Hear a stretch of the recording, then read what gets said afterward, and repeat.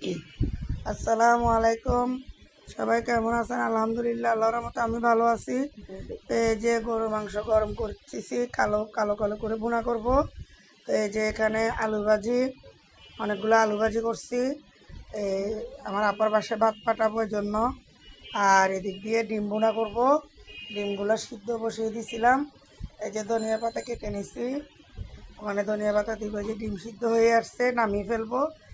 এক চুলায় ডিম সিদ্ধ বসাবো, এক চুলায় তরকারিটা বসিয়ে দিব। আর এখানে বিরিয়ানি গরম করে নিচ্ছি, বিরিয়ানিও খাবো দুপুরে।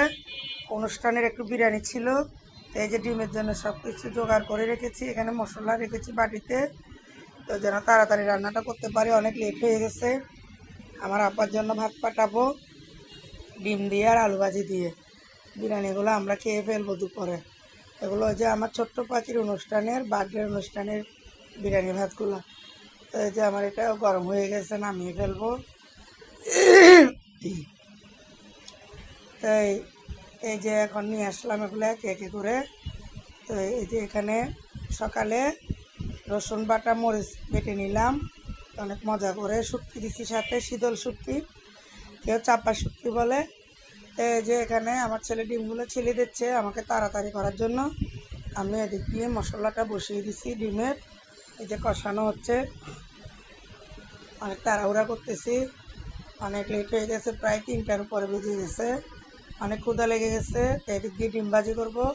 একটা তাওয়া বসিয়ে রাখছি তেল দিয়ে, যেন তাড়াতাড়ি হয়। তো এই যে ডিমগুলো এখানে দিয়ে দিব, একটু হলুদ দিব, লবণ দিব পানিতে, তেলে, সরি। এই যে এখানে আরেকটু পানি দিয়ে দিলাম, পুড়ে যাচ্ছে। তো এই যে ডিমগুলো ভেজে নিচ্ছি, ডিমগুলো দিয়ে দিচ্ছি।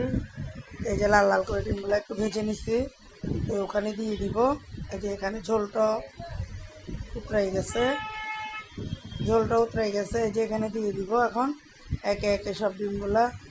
এই যে টমেটো দিয়ে দিছি, এখানে হয়ে আসছে আমার ডিমটা, নামিয়ে ফেলবো ধনিয়া পাতা দিয়ে। তো সবাই ভালো থাকবেন, সুস্থ থাকবেন। দুপুরে খাওয়া দাওয়া খাবো, এটা আপনাদের সাথে শেয়ার করতে পারবো না, অনেক ক্ষুধা লাগছে। আপনারা সবাই ভালো থাকবেন, আমার জন্য দোয়া করবেন। আমার অনেক দিন হচ্ছে ঠান্ডা লাগছে, গলাটা ভালো হচ্ছে না, ভয় দিতে অনেক কষ্ট হচ্ছে আমার। এই যে ভালো থাকবেন, সুস্থ থাকবেন, আল্লাহ হাফেজ।